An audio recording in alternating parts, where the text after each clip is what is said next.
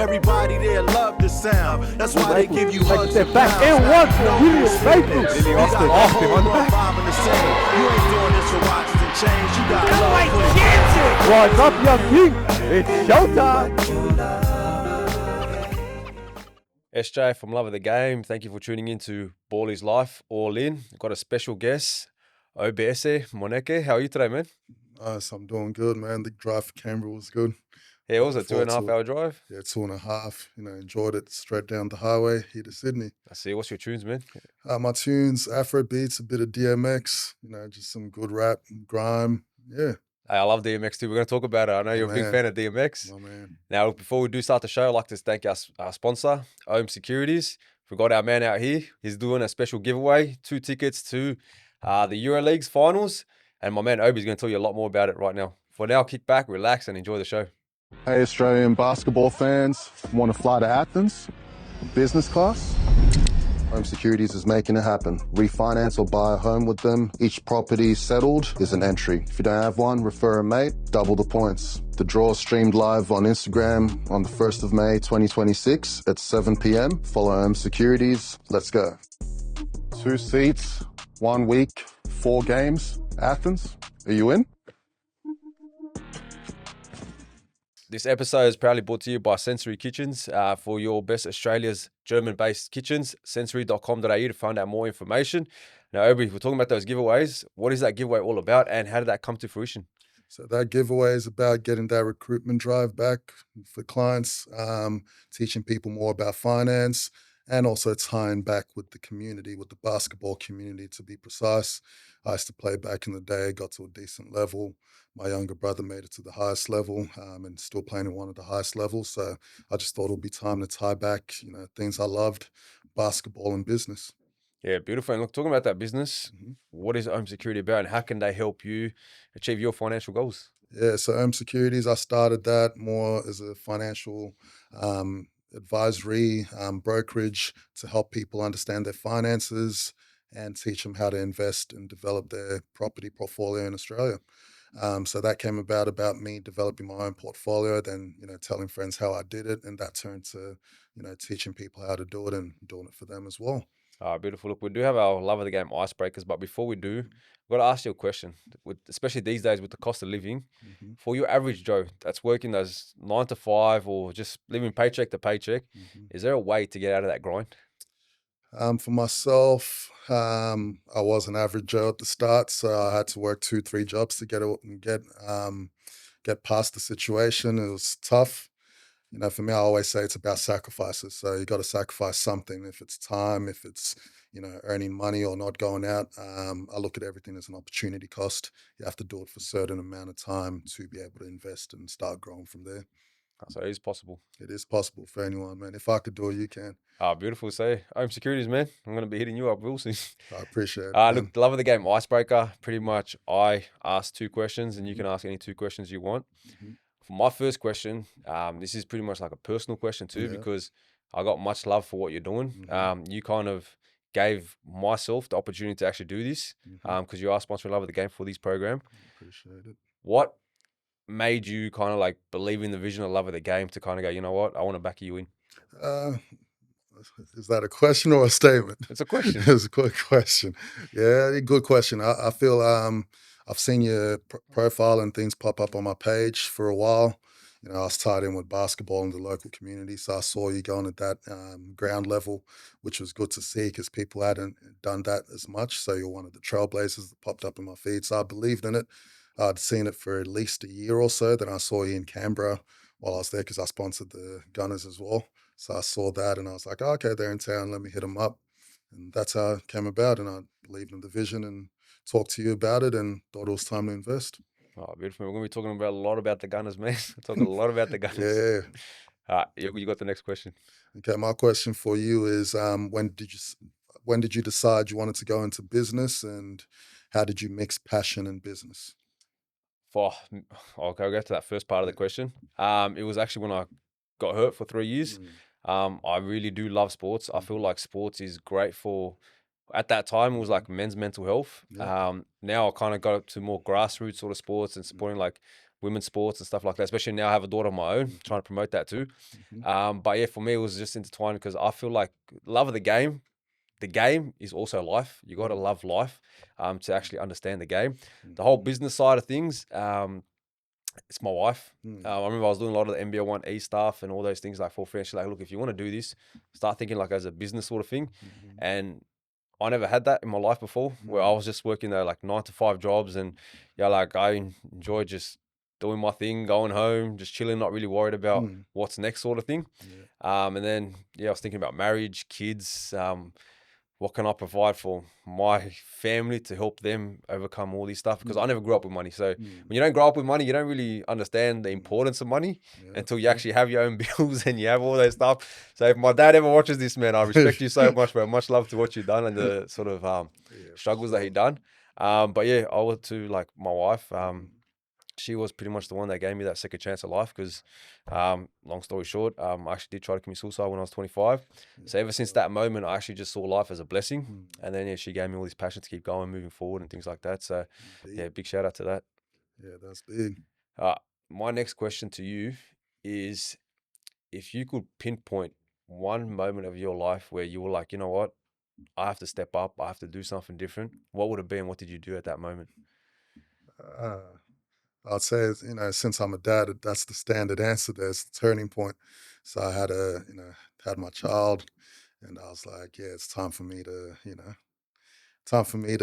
not think about myself as much and just focus on him a bit more. So I guess that was part of the turning point. So I started boxing at that time frame, and yeah, that was pretty much one of the, I guess life altering moments. I could remember it vividly, as you mentioned that. So yeah, that was definitely a turning point for me to take business seriously. I had a permanent job with the government, and I decided to resign shortly after that, or work on the process of resigning and setting up the business.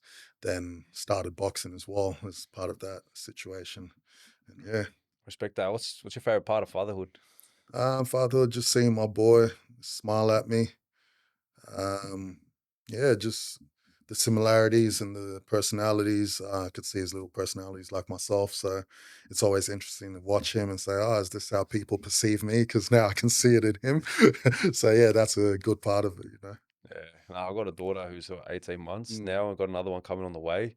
It's crazy what kids do to you. Just the way you kind of just perceive things and the way you strut your thing and do your thing where everything has a reason now. So, Sure. yeah, congrats. What's his name? My boy's name's Azuka. Azuka. That's a beautiful name, man. Yeah, it means confidence in Igbo. Yeah, beautiful, man. Well, fingers crossed he grows up and keeps that confidence too, man. That's the plan. All right, you got a last question? Last question for you. So I guess, growing up in Sydney, what are the struggles you have here? Because I know Canberra's slightly different. So it's just more about, everyone talks about the hustle and bustle. Is it really like that? Do you find time to do other things, or is it just, spending time in traffic, going back and forth? And how do you maintain life like that? Honestly, Sydney life is crazy because your cost of living is so high. So you kind of feel like you're working and you go home. As soon as you go home, your day's pretty much done. I know I really don't get too much stuck in traffic because I work like 6 minutes away from my house. So I'm good. But I know Mamba Journal's over there behind the mic, man. He's living out there in Blacktown. He's got a decent drive, stuck in traffic a lot, especially the M5 stuff. But I honestly feel like with the whole Sydney hustle bustle of things, it's just, as you said, everyone's kind of just walking around doing their thing without an actual end goal that they want to achieve. And when anyone lives life like that, time runs out so quick because you don't have those goals, you don't have that setup. And because when I do a lot of my mentoring programs and I talk to a lot of men that kind of are struggling, it's like they don't have any set goals because they've had a lot of setbacks in their life. And especially for men, bro, a big setback that I personally feel is it's money. Money's a big setback because then you lose that confidence to kind of lead, to go out, try to like support a woman and things like that. And if you can't get that, you're pretty much just at home doing your thing, finding alcohol and all these other distractions that you can get in life. So I find that is pretty much like the biggest thing about the whole Sydney life is just the whole money, man. Everyone's just living their own little rat race and sort of everyone's too busy. And I don't realize it too much until I go overseas. And bro, they don't have much, but they're all so happy, so chilled, man. It's just like whole community vibe. You see your family pretty much every day, your friends in Sydney, man. I struggle to see my family every now and then. They live like 40 minutes away, but It's just old time, man. Time, yeah. I feel that money problems is just not Sydney based. Yeah. That's universally, globally. No, I definitely agreed with Yeah. that. And hey, shout out to there was a guy that put that petition up for the whole Penrith basketball. They're raising their cost. So if you do see that petition, make sure you do sign it up, because for junior court fees, $132 for court fees. That's a bit ridiculous, man. That's tough. So yeah, hopefully if you do see that petition, make sure you sign it. It is on the Love of the Game page, so make sure you sign it. It's about 6,000 signatures already, so jump on board. And talking about family, you got yourself a big family also. You Yeah. got 6 brothers, or sorry, 5 brothers, including you, 6. Yeah. What's it like growing up in a family like that? Because they were athletes themselves, eh? Yeah, pretty much. We actually grew up in an athletic family. I was the second youngest. So I'd seen my older brothers all do their things. They were primarily focused in soccer and athletics, so sprinting and all of that. They were very fast, very good at football, scoring most of their goals. So by the time the younger two came around, we grew taller. So that's when we switched from football to basketball. I call it football, but soccer. But yeah, so we grew up competing every time, playing video games, trying to win. From a young age, I remember beating everyone in like Ronaldo v Football, FIFA, all the pretty much video games. We're playing Tekken and all of that. So just competitive, we'd even fight. So that, brought out our toughness, and yeah, it just shaped up, how most of us turned out to be. So yeah. All right, I've got a Big deep families are question. good. I've got a deep question for Yeah, you right yeah. now. I need your honest answer. Mm-hmm. All right, you're at the Hunger Games. Yeah. There's you 6 there. What's the ranking order? Who gets eliminated first and who ends up winning? At what point in time? What do you mean? Like Right when now we're today. younger or right now? Right now today. Right now today, I'm surviving. You're coming first? I'm first. Who's last? Who? Probably the brother directly older than me or my oldest brother. But yeah, so it'll be close. I'd say probably me, then my other brother called Obi as well. He's big, so he does personal training. So I'd say out of everyone, it'll probably be me and him. I'm not gonna lie, man. I saw some photos by the absolute units here. Yeah, he's big. And talking Does about his the whole thing. soccer, because I know soccer and sprinting is pretty big in the whole Nigerian community too. What was it like for you to say, we're actually doing soccer, we're doing basketball? How'd your parents kind of take that?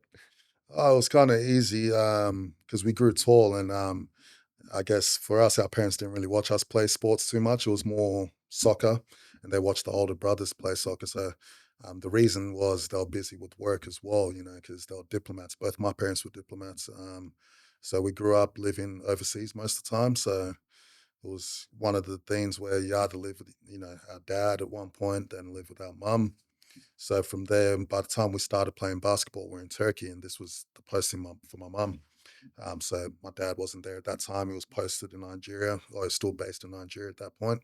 Then yeah, we started playing basketball. So we told our mum. She wasn't really into sports, so it made it easier for us to be playing, and it turned out we were good as we imagined or thought we would be. And yeah, we just started, training and playing a bit more and getting to where we were. And yeah, it was an easy transition. So your basketball journey started in Turkey? Yeah, literally, yeah, Turkey, in Ankara, at an American international school. So it was actually a funny story of how I personally started. So we were playing soccer, and at lunch one time, my friends at the time called me up, and they're like, "Hey, could you dunk the ball?" I'm like, "What's a dunk?" They're like, "Just throw the ball in the rim." I'm like, "All right." And I picked up the ball and I dunked it the first time. I was 13 years old. Damn, And man, that's how I started crazy. basketball. So that was your first bucket ever That playing was my basketball? Was a first dunk? bucket, a dunk, yeah. That's clean. Yeah. And then when did you kind of realize that, you know what, hey, damn, like I'm actually good at this. Let me see if I can kind of like get to that professional level playing basketball. Yeah, for me, I think my mind always tells me I'm, good at something. But I think realistically, I'd say probably at 17. At that point, I'd play for 3-4 years. But, my younger brother and I would always talk about, we can take it as far as possible. And, always said, yeah, we'll make the NBA, this and that. But it turned out that, he did, and I was in the picture, in the signing for the GM. So technically we could say we both made it. But yeah, it was more him. So, But, at that point in time, like, yeah, I knew that, we can make it if we keep training. So, yeah. And what was that like for you on a personal note to see your brother actually get into the whole NBA? Yeah. And knowing that, like you actually played a big part in that journey, because I'm guessing that you guys would have spent countless hours in the gym. What was that moment like for you as a brother? I was happy for him. And I told him, like, even after my injury in college, I told him that, he should do it for both of us. I didn't even have to tell him that. He was the one that said that to me first. He's like, yeah, I got you. We're doing it for us. So I'm like, no, you don't have to do it for me. Do it for yourself. But I Mm, know you can make it. So, for me, I was personally happy for him. And I just kept, pushing him to not give up like I did after my injury because I could have come back after a year or two. But for me, it was like the end of the world after mm. that injury. I couldn't compete to 100%, which I'm one of those type of people that's all or nothing. So if I couldn't give it 100%, I wouldn't do it. So that's one of my things. And how did your brother take that? Like, did he kind of try to talk you out of it too, to be like, hey man, like, you can keep doing it? Because I know a lot of people that do have those injuries and they kind of get those voices say, hey man, like, oh, Nah, it's you can tough do it. love. Tough love between both of us. We always joked about it. It was like, you're the youngest retired old man I've seen. And I was probably like 23 at that time. And it's like, yeah, you're retired now, leave it up to me.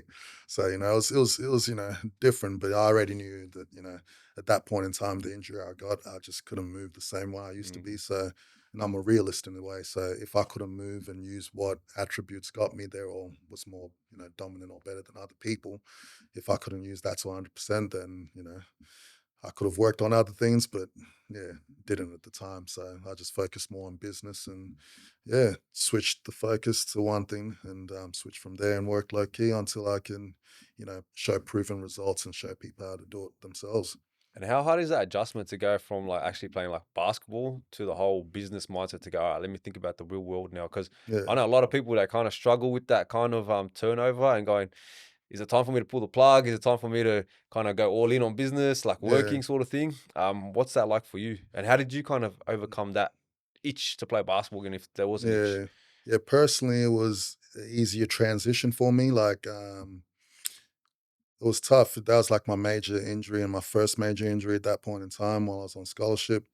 And it was a turning point because I already knew that I popped my knee. I heard it popped. I grabbed a rebound the day before our preseason game, and my teammate pushed me at the back just on a box out, and I was off footing, landed, heard the pop, and I was like, sheesh, I'm done.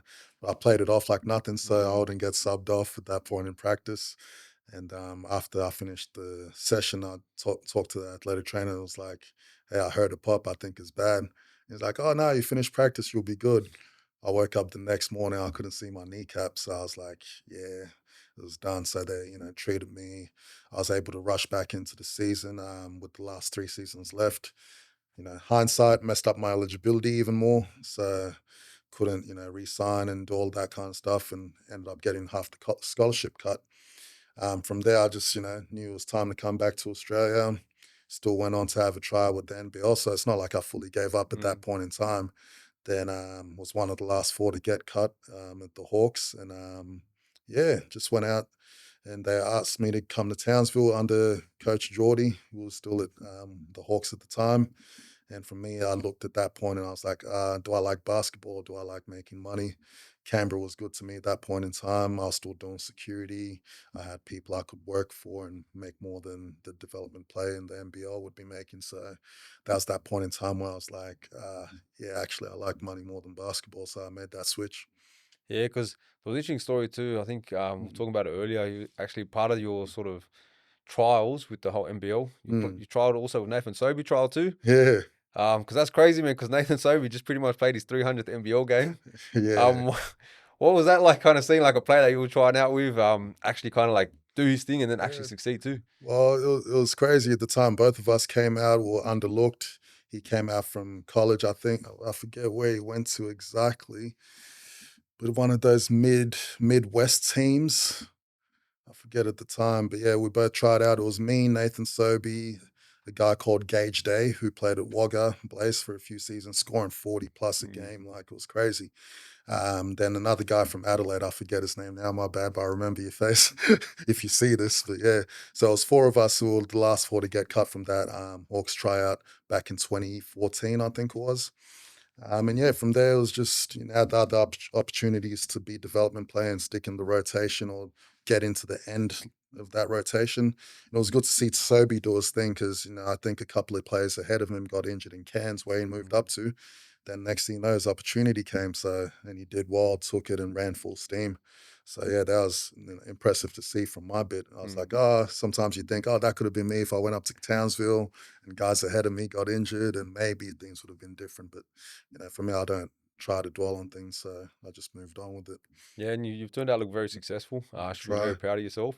And now look, I know you kind of said before, like the whole family vibe sort of thing. Mm. Your family just came from Nigeria to live in Australia now. Yeah, yeah. What was it like for you guys? Like, when did you come to Australia? Did you come by yourself too? And how was that adjustment for you? Yeah, so my parents, we all came under my parents' posting in '98, and so that's All six of primarily you? All six of the brothers? five of us. The oldest brother was almost at uni, so he stayed in Nigeria to finish his year 12, then joined us a year or two later for uni. But yeah, it was easy. Like we are just kids there, so at that point in time, we didn't really know what was going on. So it was just like moving to a different city. But I remember one of my earlier memories was flying on the British Airways flight to come here, and it was like, oh, why are we on the plane for so long? And yeah, Where we going? where are we going? But yeah, it was good. We came to Australia, came down to Canberra, and it's pretty much our second home or home now, you can say. And yeah, Because that would be a scary move for you boys, but then in particular for your parents too, to kind of like, hey, you know what? What was the best advice your dad gave you? we didn't really think. For me, I didn't think about it that much. Yeah, We 'cause you had just your moved brothers looking somewhere out else. for you too. Maybe my older brothers may have seen it differently because they're already, in year 7, year 8 at that point in time. I was 6, man. So I think I just started kindergarten or something like that. So I wasn't really thinking about the move. I just adapted, man. And then from there, sporting. What other sports you do? Because I've seen photos of you playing NFL, Yeah. boxing. I've done a few things, man. So always been athletic. So I think, we did all the youth sports, cricket, all the track and field days, and would always be like top 3 in the state or something like that. It was always knew we were athletic and yeah, just switching sports and just playing for fun. But yeah, it's a period you mentioned with the NFL. That was later on in life after I got the edge. At that point, I was like working in the public service for years, and I started getting the golden handcuffs. It's like, oh, you've been working, you're comfortable now, you want to do something. So at that point, I was like mid-20s, and I was like, oh, is this the rest of life? I know I'm still athletic enough to do stuff. But working was still good as well. So I just tried out for I started playing in Canberra, did 1 season and sent my footage to scouts in America. And next thing you know, a scout called me up and was like, hey, you got the measurables, you got the size, you want to try out? And I was like, oh, yeah, sure. Then he was like, yeah, we're doing an international pathway. The NFL's trying to get international players so we can grow our fan Yeah, I base. remember that. Yeah. So they started that international pathway program. The year I did it was the second year. So they called me over. Then COVID happened, and it wasn't meant to be, I guess. But I met some good guys and some NFL legends when at the training facilities that were out in the States, out in Florida, and some of them are still close friends with me. We chat here and there. So it was a good time. Good time. Because you would have been what, 26, 27? Yeah, at that point I was probably like 26, 27. What Yeah. position were you trying out for? So I was a tight end or a defensive end. So I played both of those. I was going to say you'd positions, be yeah. a tight end. You'd be a great Yeah. tight end. You got the body for a the tight end, size. especially you got the hands with the basketball, the jump, and everything like that. Well, that's what they thought and everything, and that's what they looked at with measurables. But at the same time, COVID locked up a lot of things, and we had to fly back. So yeah, that was cut short. Big on the NFL? Yeah, I watch a little bit of it. Who's your team? You got a team or just? No, not really a team. I just I was so I did college in Wingate, which is outside Charlotte. So we go for the 49ers. 49ers. You can't go wrong with the 49ers. And I know you're talking about the whole Wingate college experience because I know, especially like with a lot of the kids that kind of follow love of the game and stuff like that, a lot of them do have college aspirations. A few of them are on their way to college right now. What's the best advice you would give them? Because I know college is cutthroat business, man. It is. See it firsthand here, man. Once you get injured and you can't produce, they don't want you. It's not family anymore. Like you get cut or half your scholarship gets taken away or things like that. So that's the harsh reality is business at the end of the day for most of them. So advice to get in, be as good as you can be, train as hard, learn, ask the coaches and all the people around you for development advice or tips on how to do things better. And just be realistically, realistic. Don't take things too harsh when it's not, in your favor. So you just got to keep working realistically. Yeah. Yeah, because a lot of those kids, they find a big adjustment from like kind of living here comfortable at home to just flying to other country and the whole cutthroat sort of business that is. professional basketball, because it is kind of like professional basketball now, especially the way college is. I'm happy for the college players getting that NIL money, man. You know, it's a business at the end of the day. Like, people are paying to watch those college athletes play. Like, the scholarship's not enough. So, you know, if in a capitalistic society, if you're marketing, you get paid based on who's watching you. If no one's watching you, they wouldn't be getting paid.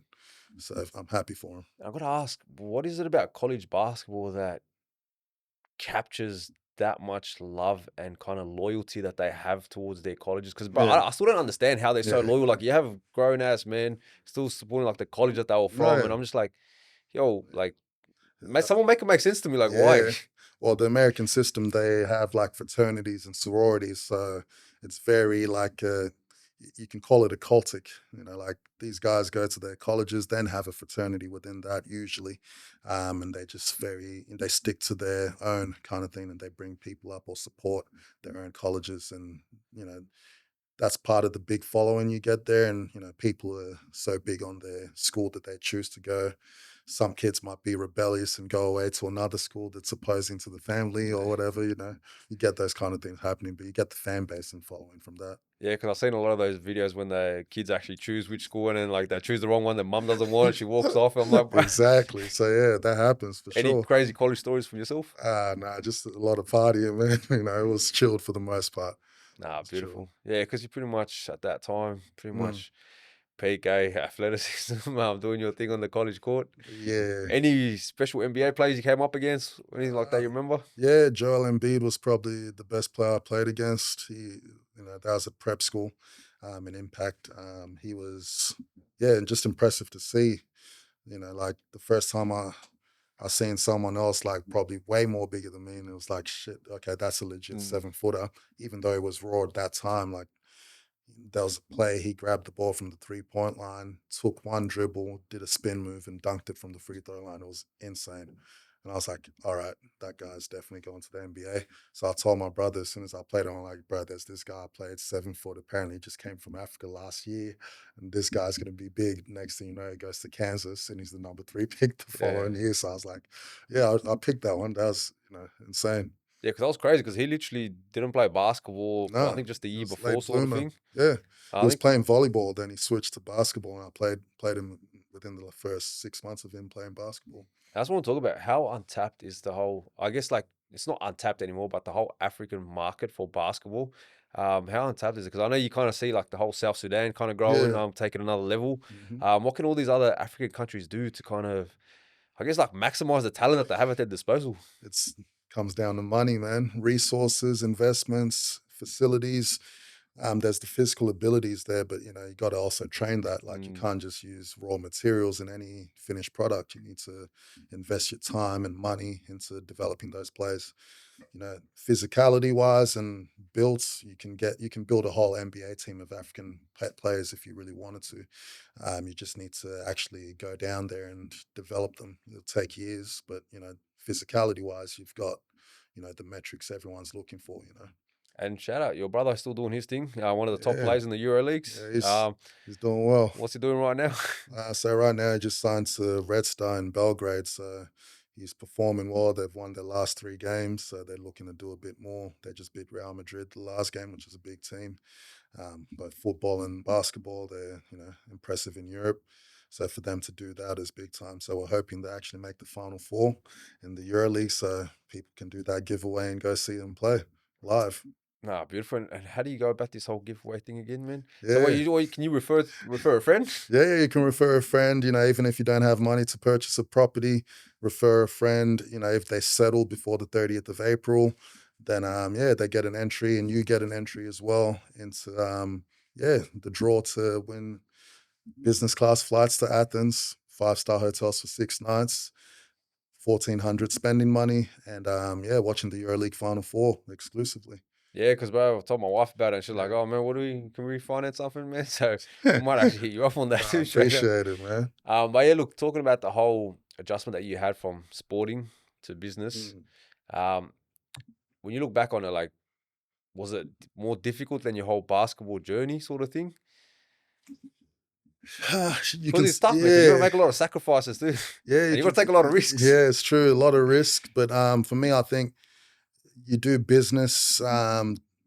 you do business that you're passionate about or you're good at. So it didn't make it seem that hard because for me, I felt like I already liked and knew money.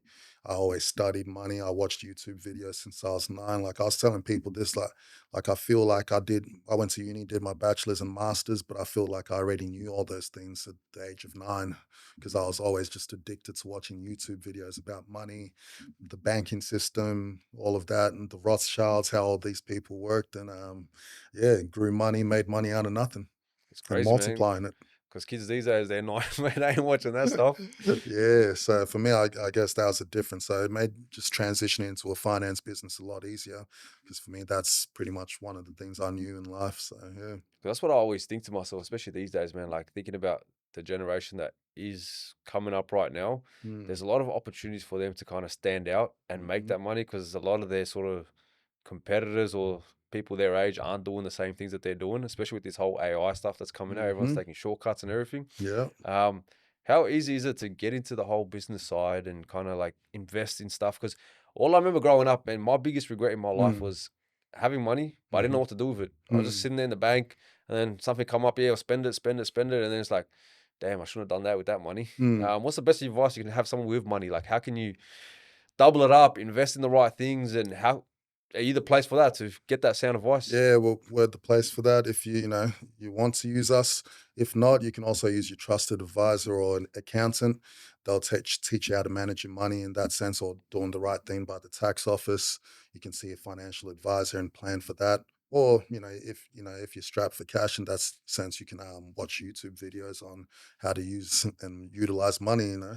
Everything is online, so you can use that, but you can come for directed advice for professionals like ourselves, and we'll guide you on how to, make you a few 100,000 or 1 million or so in 10, 15 years. We make a realistic time frame, so it's all about your goals and what you want to, achieve then, and what you have currently. Then we can plan efficiently to see how you can get there. And the whole business side, what's next for you? Is there any other long-term plans, goals that you want to kind of do, create for yourself? Well, what's next? We'll try, we'll have high aspirations, like it's one of those things where I set my goals high, and if I tell people, they'll say you're crazy. But the first one I hit after getting injured with basketball was saying, "Oh yeah, we'll be a millionaire by 25." I was always saying with my brother, M before 25 and B before 50. B before 50 is a Mm, billionaire by 50. So for me and most people might seem crazy, but I'll put it out there on air.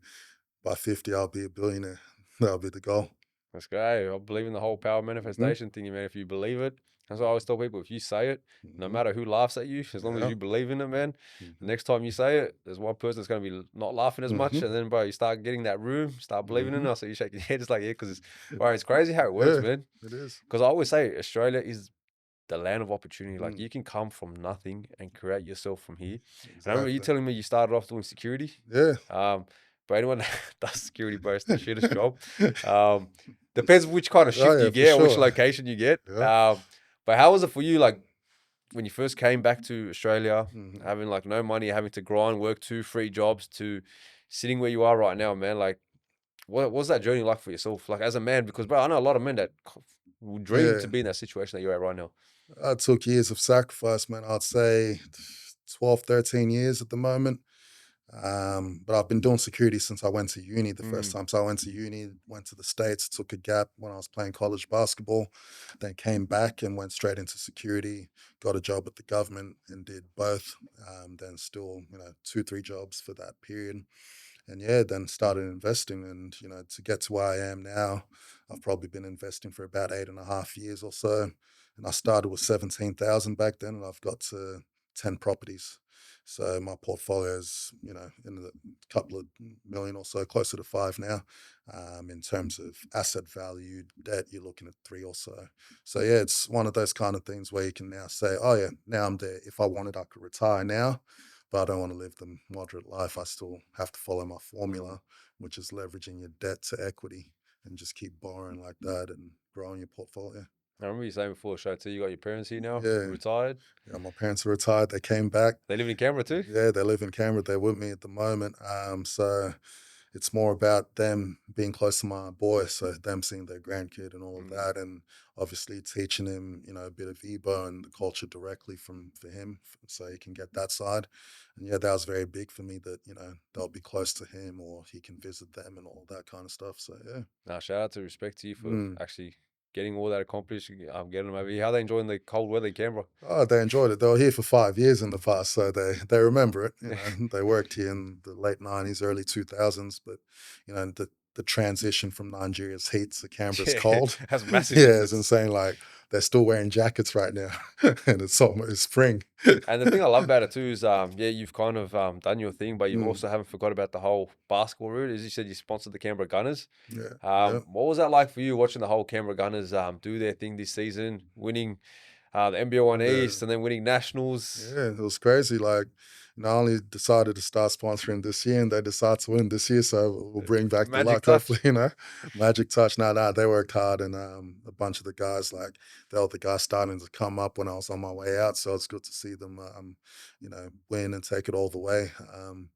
Sponsoring basketball was more about giving back to the community. Like in the business you're in, you have to pay for leads and advertising and all that kind of thing. So I just got tired of paying all of that money for Mm, advertising and talking to strangers and trying to prove yourself all the time. So for me, I was just like, oh, I'll sponsor the basketball community. Like at least I'm spending money to give to the yeah. community.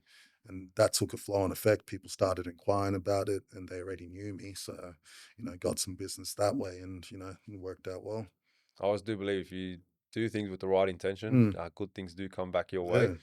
yeah. Did you catch many of the Canberra Gunners game down there? Yeah, I watched a few of them. So my dad enjoyed more games than I did because I'll still be working on the weekends and have client meetings I couldn't turn down. So I just, let my family go watch the games. Who I was his saw, favorite player? uh, I'd say Derek. Yeah, Derek, man. So he's also from our tribe in Nigeria as well. So he loved his 3-point shooting and playmaking ability. But yeah, a bunch of the guys were good. Will Mayfield was good. Glenn Morrison was good. All the guys played well as a team. So yeah. And then what was it like for them to Very big. actually go back to Canberra where the Nationals was in Canberra, and then winning it too? um, It was insane, man. Like just perfect timing. Like things flowed magically, and good timing. Good, yeah, good turnout. NBL one happened. The NBL Blitz happened there as well. The finals. So yeah, it was good timing. Good for basketball in Canberra. Hopefully we can get an NBL team, and that was literally my next you know, question. if I have enough money, by then I might be one of the co-owners. Nah, fingers crossed, man, because I actually do feel like with the local Mm, product and talent that the Canberra have, mm. they deserve an NBL team, man. Hopefully we get it. It's more about infrastructure. We're trying to get an arena or stadium. So if we can get something big enough that, can draw the crowds and maintain the crowds, leverage business and government to get people on seats and all of that, then I think we'll have a successful franchise in Canberra. Nah, beautiful. So, are you going to be doing the whole NBL One East again next season with Oh the yeah, for Gunners? sure. I'll Got to be run it there. back, Yeah, I'll be there. I'll defend the be crowd. sponsoring. We'll try and watch as many home games as we can. Nah, man, because honestly, that player that your dad said was his favorite player, Derek Yeah. Emlafonlu, man, wow, what a talent. He took Yeah. over that back end of the season, Mhm. winning finals MVP. And Mm. honestly, without him, I don't feel the Canberra Gunners would have won that title. I love the game. I did say he was my unsung hero Oh, before the really? title Okay. started, because I used to talk to whole Will Mayfield, Mm. James Tui, and they were like, "Hey man, this Derek kid, man, he's got talent. Mm. He's got talent, man. We just need him to be more assertive." Mm. And then I remember watching him in the last grand final. Kind of didn't have his best game, Yeah. and then Yeah. this season, bro, he just locked He in, took off. took it another level, Mhm. and he was literally the reason why the Canberra Gunners Okay. won that title. Yeah, yeah. No, he did well. He played his part. I think the whole team did well as They did well. amazing, Like yeah. that team chemistry showed up to actually work. So, I'll give the credit to the whole team and the coach and all of that. So they had a good system to make it work for them. And talking about the NBL, you Mhm. still big following the NBL? I watch a bit of it here and there. Yeah. Who's your team? Certain You got a some team peaks. or? Sydney, just watching ball. He was one of the young guys that came up when Yeah, he's from also Canberra they too, come. isn't he? Yeah, so I used to play him when I came back from college and all of that with my brother. So it was us three and all of that playing a thing called night hoops.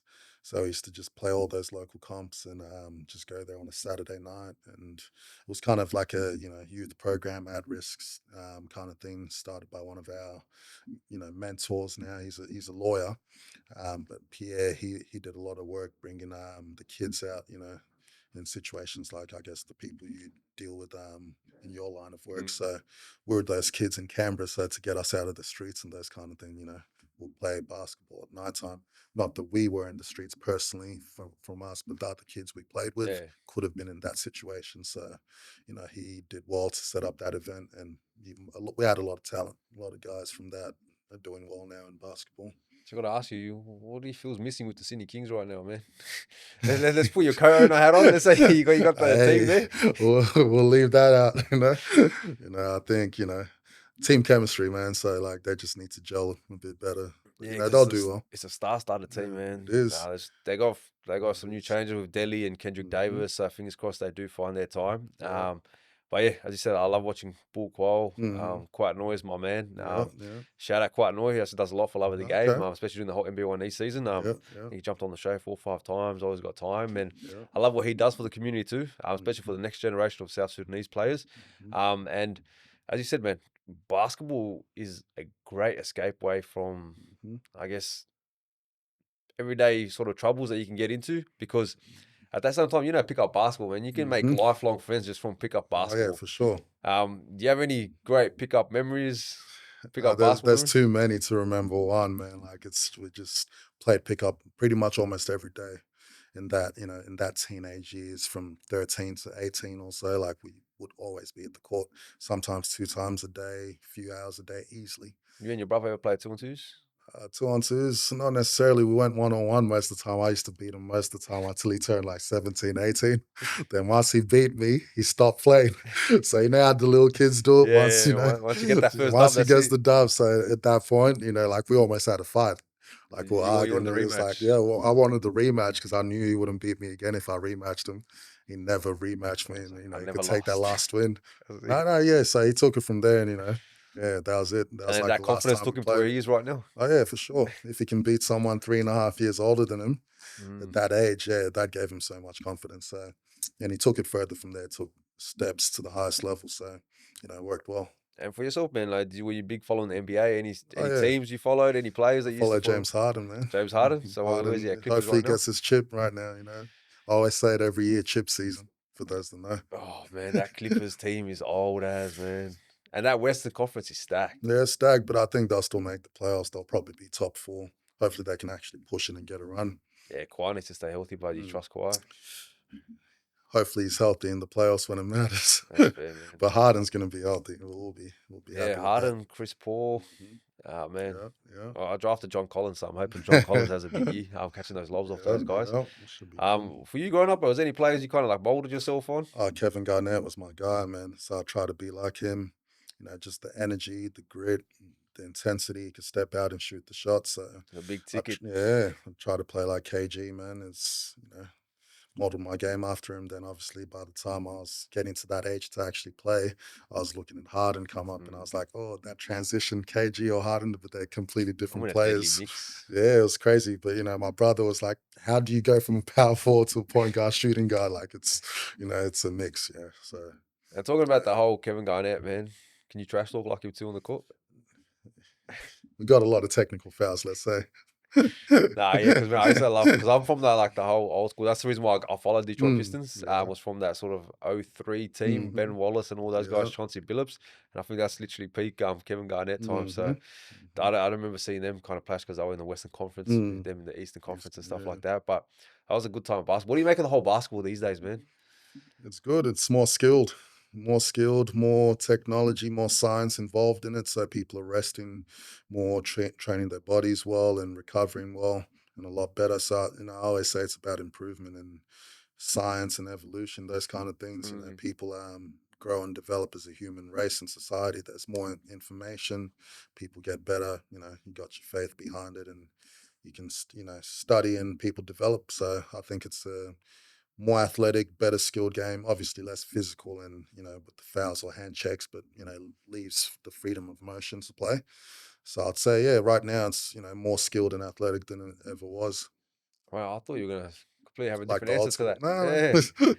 No. Yeah, like, you can say the old guys are, more physical and it's a tough era, but they weren't as skilled as the guys now. The guys right now are bigger and more skilled. Like back then you wouldn't have a 6-7 point guard doing what he's doing, moving like he's 6'1" or 5'11". So realistically, the guy's now a lot better than the guys back in the day. Yeah, it's crazy because for me, the biggest change that I've kind of felt on all days, like especially the whole NBA, you have like those 2 or 3 players that kind of are those players that you're talking about, Mm. but then the rest is pretty much just filled with like role players, like catch and shoot, 3 and D sort of guys. Yeah, that's the way the system has gone, man. That's the way the game is. They want people in specialist roles. It's kind of those things. They can get the primary ball handling or two, but most of those guys in the league can play, man. Like you see them in pickup, being like, oh, this guy's doing all of that, but in the game they're just catching and shooting. But they have to survive in the NBA. They have to do what the role is, catch and shoot threes, and you And survive. how hard is that for a youngster to kind of like change that sort of role? Because It's, I know like a lot of players, especially like coming up, yeah, they're pretty much like the superstar of their team. And yeah. then to be told, hey, no, I just need you to stand in that Yeah. corner and just shoot that three. How difficult is that? Pretty much most of the NBA guys were the guys in their team, let alone team, that's the guys in their city or state. So to get from the guy in your state to be a role player in the NBA, you're like, like for example, firsthand with my brother, like I know he could do a lot more than they gave him the opportunity to do in the Kings. They just wanted him to be a catch and shoot 3-pointer, but that's not his game. How Like long he ago can was he shoot with the threes. Kings? That was about 3-4 seasons ago. So I did straight after the Olympics where qualifiers where he played for Nigeria, and they were the first team to beat the US, or first African team to beat the US. So after that game, he got signed to a team in Spain called Manresa, then did well and went to the Kings from there, won the Champions League MVP. Then got pulled over with the coach. At the time, he coached the Nigerian team and ended up getting the head coaching job for the Kings, and pulled him over. Oh, beautiful, man. Yeah, because it's all about connections too, eh? It's about That's who you know. timing and connections and timing. Like you can have the skill set, like I say, with with a lot of the players at that level, the separation point is who you know at that top end. Because as you mentioned, a bunch of the NBAs are like role players. They're still elite high level role players, but there's more elite high level role players that end up going to Europe or staying in the NBL or those kind of things. Like you can fit a guy from here and they can be a catch and shoot guy that looks great in the NBA if all they have to do is catch and shoot. 'Cause I'm not gonna lie, I love watching. Like for me, I'd rather watch. Honestly, I know it sounds weird to say. I'd rather watch an NBL game or like those FIBA games more than an NBA game. Just for the fact that at the start, there's a lot of too many stoppages. Yeah. In the NBA, it's crazy to watch, man. Like the thing game, the OKC and Houston started at 11. Yeah. But it finished like 2 o'clock, man. I was like, God damn, I've got to go back a to lot work. of timeouts, yeah.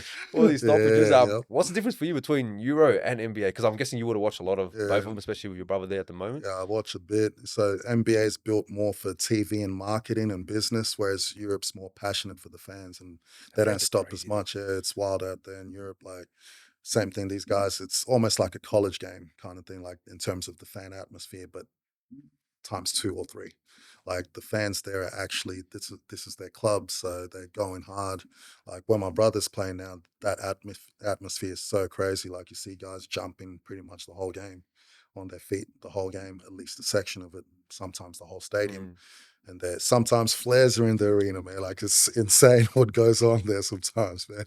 But yeah, just fans in Europe are a lot more crazy. NBA is like, you're just out there and you're watching, you're having a nice time and watching the athletes play. There's no passion towards it. On the fan side of things. Yeah, like, that's it's what I'm rare saying. to On the see. fans, because I've seen them all with those little chants, the flares. It's crazy, man. Yeah, Europe is crazy like that. But NBA is trying to do that. Like I think the Clippers, they've got the wall. So that's trying to get that in there, but I doubt it'll ever get to that situation like the passion in Europe. So that's something they have over the NBA. No, Europe basketball is crazy, man. Like, I actually always wanted to go to one of those games, just because I got like, a few Turkish mates. They talk about they're all Fenerbahce. And he's like, bro, we got a crazy team. And bro, it's just stacked. Like all the rosters are stacked with like ex-NBA pretty players. much ex-NBA guys go out there, so it's still a competitive league. A lot of these guys that are ex-NBA could still be playing in the NBA, but the contract values aren't what they were thinking. So like Europe, for the top guys, are making more than the NBA minimum. Sometimes the mid-tier players are getting about the same money. So would you rather be the 9th or 10th man in the NBA or be the top 3 option in Europe? So you get a lot of guys. What would I rather be? No, like most players like, what would you rather be to that? Because I know I'd like to be the guy, man. Yeah, top 3. So you would, that's the decision you make. If you're making the same money, you may as well go make the same money and be the guy rather than make the same money and be on the bench and Because not even suit up. I always thought that. Like I see, because a lot of the Aussies, especially when they go to NBA teams, they never play. Mm, And I'm just thinking to yourself, like, wouldn't you rather be like the main man at an NBL squad? mm. And then everyone's like, when I have that discussion with them, they're like, "No, but you're in the NBA." I'm like, "But you don't play anymore. Like, what are you doing? Just sitting on your ass, like, bro. Yeah. Like, you can get hurt at training and do all Opportunities, these though. things." Opportunities, like you still say you made the NBA, which is still a big tick item. Mm. But it's at the end of the day, you still want to play. So most athletes have that, I guess, superiority complex where they are good or thrive off competition and being the best. So if they can find their way to compete in practice and do the best they can there, they might be happy with that and get the best front row seats to watch the game. So Yeah. they might be happy with that. And now look, talking about your next sort of rendezvous, Yeah, doing a bit yeah, of boxing. yeah. Boxing, man. What made you start boxing? Sheesh. What made me start boxing? I had my boy, and it was tough because my ex tried keeping me away from him, so I had to take it to court and prove I'm innocent. And yeah, so I just started boxing because of the system and just A stress release. oh, stress release, yeah, for sure. Like I couldn't believe what was happening. I'm like, I haven't committed a crime ever. I haven't done anything wrong yet. Just because someone feels they're fearful of me, I had to, you know, prove my innocence. So I started boxing, getting the steam off and yeah, punching the bags. And the coach kept convincing me to take it seriously. So after a few months, I took it seriously. It was like, oh yeah, you could be world champ. You got the measurables, you got everything. You just have to, train and work more. I'm like, yeah, I can't train because I'm juggling a business, trying to see my kid, doing court and everything. Even till now, I still don't train full time. But I've still had fights and all of that. But now I'm trying to actually take it seriously and actually take that push and be a full-time boxer now as well as running the business. A lot on your plate, man. Oh yeah, How do you do it? Because, bro, like, I'm working. I got this whole love of the game hustle, Yeah. trying to build a sports. I got a family and stuff like that. Yo, like my time, I'm just like, yo, shit, where's all the time going? How do you do it? There's sacrifices, man. And I guess I've been functioning on not much sleep as well. Like I'm just, what do you call it? I forget the actual term now. It's a go-getter. That too, but when your lack of sleep and all of that. So I sleep probably anywhere from 2 to 6 hours a night, and I've always been like that since I was a kid. So most times I'm awake thinking about my next plans or strategies or forward planning pretty much every night, trying to see realistic steps of how to get there, calculating if I save 100 a week, that's 5,200 a year. What do I do with that? How do I multiply it? If you double up every year within 17 to 20 years, you can get to crazy numbers, billion. So I got a question, like for a lot of sort of guys that do want to start their own businesses and stuff like that. Like for me, I'll give you an example. I'll just talk about myself, the whole love of the game stuff. Yeah. I want to kind of create like a whole sports and mentoring program. Mm-hmm. But I'm too scared to pull the pin, yo, because I'm like, I got this safety net of like, because I got a mortgage, I got a family. If I tell my wife, yo, like, I'm giving it all up to take a risk, I don't know how she'll take it. No. Like, what's the best advice you could do, like, to know, you know what, like, you are ready to set up, or like, what can you do to make that business successful and make it worthwhile? You have to take calculated risks. Always calculate what you can afford, how long you can actually do your business without income or revenue, and see if you can survive for 6 months or 12 months or however long you think it is before the first revenue or check comes in. So as long as it's calculated, you can do it. As long as you're passionate about what you want to do, you can do it. Damn, I might have to get back into security and start this business.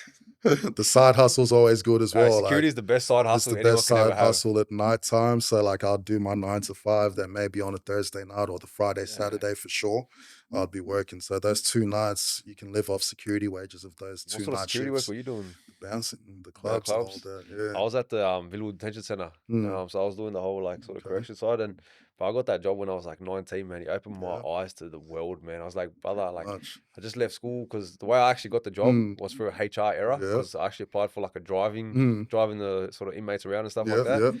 And then they didn't realize I was on my L's because I did it black and white.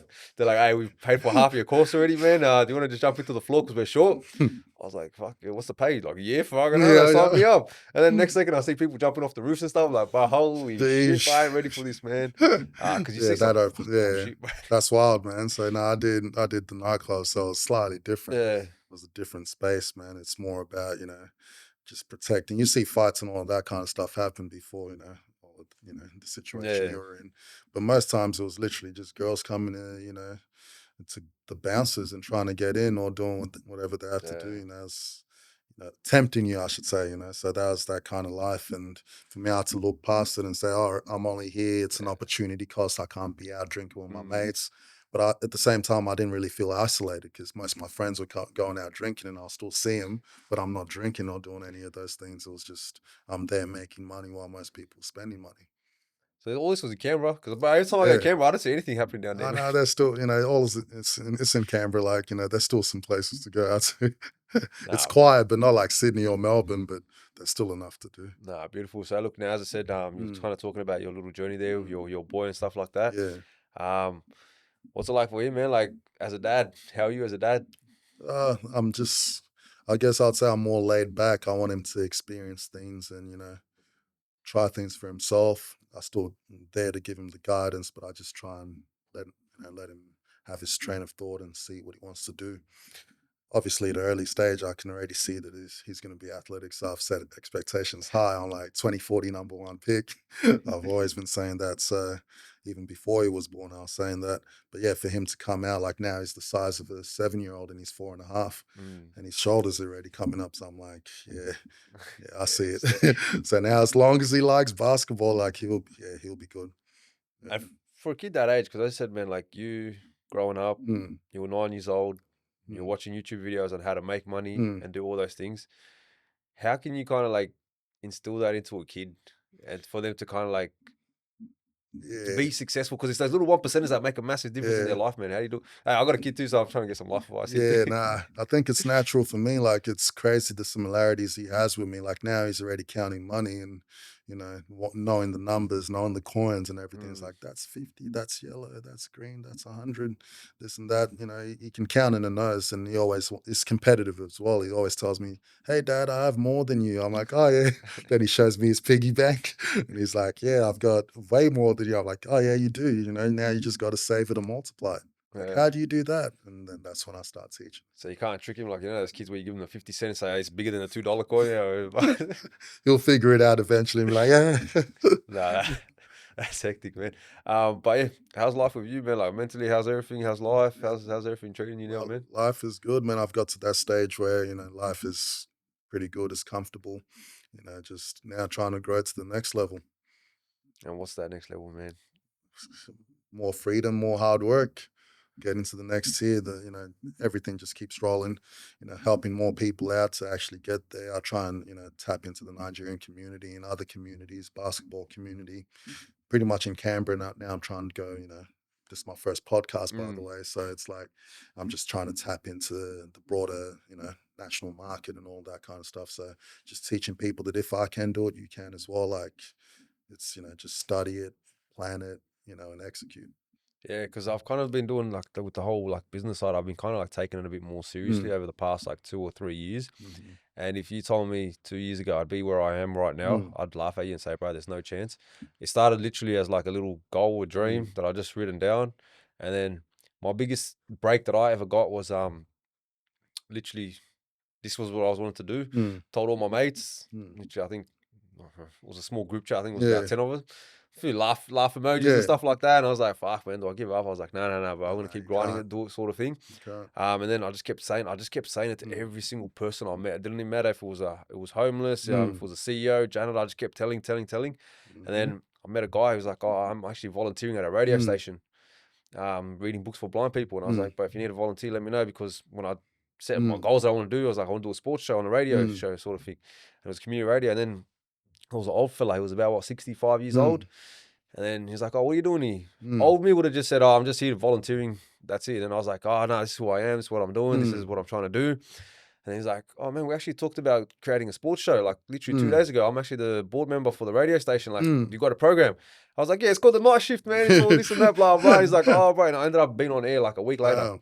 And that's why for me, I always tell everyone, man, if you have a goal, dream, bro. Things align, man. Things happen, man. Like things happen, especially if you do things with like good morals and good values, things will come back your way.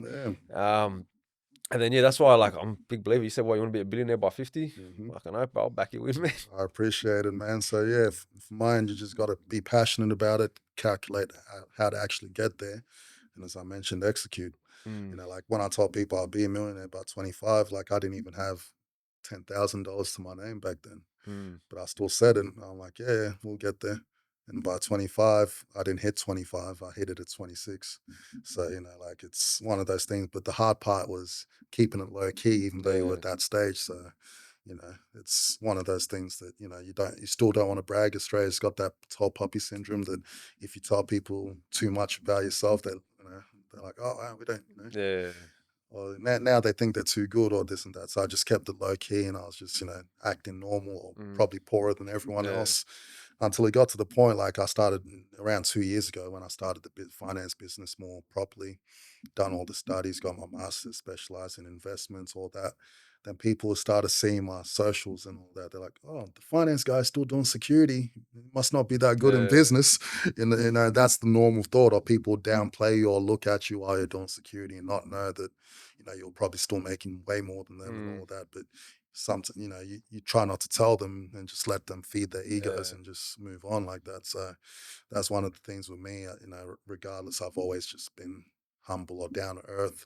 But in business, you also have to be out there. So this is what I'm learning to do as well. Now, this is my part to say, hey, I've done this, I've done that. Now you actually have to talk to people about what you've done and show them how they can do it for themselves. So that's, for me, that's the hardest part, actually telling people what I do and, how I got there legitimately, And why do you think that is too? Because I know, like, with a lot of people that I know, man, like, everyone is kind of happy that you do get successful. But then when you go over a certain threshold, they're like, oh, yeah, nah, like they don't really care. You know what I mean? Yeah. It's weird. It's a weird sort of vibe. And you said it's the whole Australia sort of Oh, culture yeah. and how everyone's built. It's a culture here. I think, because we're, the common thing is to be, you go get a job, you work 9 to 5, you retire at 60, 65, or now 67, and that's it. You're comfortable with what you have, which is, It's the rat race. yeah, it's like a socialism type of system, capitalistic, socialistic way. Everyone's got just enough to survive, get your house, maybe 1 or 2 investment properties, and that's what the standard metrics are. If you want to do anything further than that, then you got to be exploiting people to get that, which it's not necessarily the case. Like, you can build things ethically and invest and do your things the right way. Because if the companies or superannuation companies or government or anyone else can invest, why can't you invest for yourself? Yeah, that's actually true, man. Because that's what I was saying. Like, the biggest problem that I've seen, especially with like men in general these days, is they don't have any goals. They don't have any dreams. They just, as you said, they're accepting of what their role is here in the world. Just gotta go pay the checks, go home, Do your time. Yeah, Keep see the that- engine, the yeah, do your cog in time, the yeah. wheel moving, man. So yeah, but that's what we're conditioned to be. That's what you go to school to learn. A lot of assignments are based off, memorizing and your memory and how good you can follow rules and things like that. So just keep it going.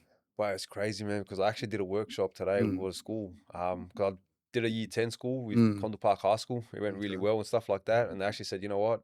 We're actually seeing a big impact in the kids that you kind of work with. We actually want to structure a program where we actually started from year 7, year 8 when they first come into high school and do all these changes. And my biggest part of the whole program is when they first come into it, I say, hey, step up, talk about yourself, and see what you do. And then one of the kids got up and goes, oh, yeah, like, this is my name. I don't know what I'm doing. I don't know what I want to do in the future. I'm just a dumb cunt and all this stuff. And I was like, bro, like, why would you say you're a dumb cunt? You know what I mean? He goes, that's what my teachers used to tell me. That's what my teachers told me and stuff like that. And I was like, bro, if you start saying it that many times, you believe repeat it. Yeah. And as you said, man, like, that's what we're built to do, is just go work, just get out of school, find any dead end job, or go to uni, pay whatever hex that you got to pay later on for however long you want. And then, because, bro, I see people that go to uni, finish off their degrees, and they don't even work in the field, bro, because they can't find a job in that field because they don't understand that there's more to it. You got to actually be communication. You got to network. You got to do all the little 1%ers, man. Internships, all of that. You got to do your time within the industry as well for free, or it's low pay to get in, all that kind of things. Or you get there within your second or third job. You might not get there straight away. Some people do, or some people that have connections within, uncles or aunties or parents in that field can pull them in straight away. They get that work experience. But if you don't have that with you, you still have to grind to get there. Like for me, I applied for 300 jobs before I got in. I still, I got into the government under a temp register. And that was probably one of the last applications I was going to submit at that point in time. I was comfortable playing video games and doing security on the weekend. I could survive with that, But then once, all those rejections kept coming in, like, Am I good? Do Yeah. people believe? Like I graduated uni at 20. Yeah. I just turned 20 and I finished uni, and I went to the States and came back. But I finished my degree, and it was almost hitting that 3 year time before you hit the grad programs. So when they're looking at it, like, oh, this guy finished so young, but why hasn't he used his degree in the Yeah. last 2 3 years? So you had to do another degree to get back into the workplace. You Crazy know, how the system works. Eh? it's one of those things. So you have to make it work for yourself too. Yeah. Do your things, save up, and invest. Do something you like. Now, look, before we do kind of like end the show, I just Yeah. want to ask, look, like your parents, it feels like they raised a great son there and got a little, what, six kids of their own sort Yeah, of thing, 6 all kids, doing their own thing. How your parents feel about like how their kids are? Have they kind of told you anything? Like, do you have that communication with your dad? Yeah. I talked to both my parents. So for them, I don't know, the Nigerian culture, parents are more straight up with their kids and don't show as much emotions, Mm, but the expectations always high from the start. So for them, they're like, oh, you guys exceeded our expectations. So mm, for me, I know, them saying that already shows that, they value and they're impressed about, mm. what we've done for ourselves and, gone down the right path or not committing crimes, all that kind of stuff. So, yeah, I could say they're proud of us, comfortably. Yeah. Nah, yeah, because but honestly, just hearing you talk, hearing your vision, your Mm. goals, especially you bouncing back from that injury, because but a lot, I know talk to a lot of sports Mm. stars. When they have that injury, that kind of goes, all right, like my thing's done, sort of thing. Yeah. They hit a wall, man. They Yeah. cave. They either turn to the bottle or something like that. Yeah. They turn into some stuff like that. I don't know if that was part of your journey, whatever it is, but No, you got no, yourself no. up. No, I still felt it, but yeah, I didn't go down that part. But it was more around just having the realization that it might not be for me at that point in time. God's will. So I'd do something else, and I was like, oh yeah, what should I do now? And Mm, next thing you know, it's like, oh, you've always liked money, and you've always liked teaching people how to do things. Maybe you can be competitive and show people how to do it in that way as well. So for me, it was an easier transition. So it's yeah, one of those things I try and teach people that, even if, something that you want to do first doesn't go right, there's still more to life. So that's my big message when I see the kids coming up and things like that. And it's the time like the athletic field or career is about anywhere from a few years to maybe a decade and a half. mm, After that, you got to, look at the rest of your life. Hopefully, you can set yourself up while you're playing the sports. And if you make a lot of money by playing sports, set yourself up enough. Same thing I tell my younger brother. So it's one of those, yeah. one of my clients as well, but his family as well. So, so we try and set him up well so he invests well and he doesn't have to work again once he's done Yeah, because a lot of playing. So, people. yeah. Nah, so fingers crossed, yeah, because I know a lot of people Mm. that do get that money and then bang, spend it straight away because they never had it before. They don't know what to Yeah. do with it. So, And you yeah, think look, it's going to come forever, but it's only coming for 4 years, maybe 7, maybe 10. But you hear those stats, how most of the or the high percentage of the players go broke within 3 years. I've seen the lifestyle. I've been around my brother and all those athletes when they go out for a night out. These guys can easily spend 50 to 100,000 a night minimum. And you can just see how easily that money could go. And if they're not making the millions they're making while they're playing, that money's gone within 3 4 years, as the stats show. So it's all about teaching them to invest. Like with my brother, I tell him, invest 80% of your money at least. So you can spend 20%, do whatever you want with it. But as long as you invest in 80%, you're going to be good for the rest of your life. For him, he's got to the stage now where even 5% of the money is too much for him to spend. So he's like, oh, I'm investing 95% of yeah. it. Like now I'm doing this. And yeah. So That's amazing. That's amazing to yeah, hear, man. he'll be set for life. He won't be one of the, you know, unfortunate situations. Because he's with Home Securities. Because he's with Home Securities now. You guys can come to. Nah, beautiful. And yeah, as I said, even if you are the average Joe, Home Securities can get you to where you want to get to. So fingers crossed. I'm actually going to sit down, talk to my wife now and actually do it because as I said, we've got kids now. So Yeah. want to set them up too in the future. And especially with money, man. You need it. As You much as need everyone it. say, you know what, like you need need it, it. man. You need it to live. It makes you happier once you have it. You spend more time with your family. You can enjoy yourself after you got that money. So, that's part of the things I tell people. Like, before you get in a serious relationship, work hard and set yourself up. So, once you're married, you can actually spend time with your kids because Yeah. that's one of the most leading. That's I think the most leading cause for divorce, either not having enough money or Financial spending stress. time with your partner. Because if you don't have money, you're going to spend time away from the family trying to work to make the money. but then you're giving up the time you're meant to spend with your partner and kids.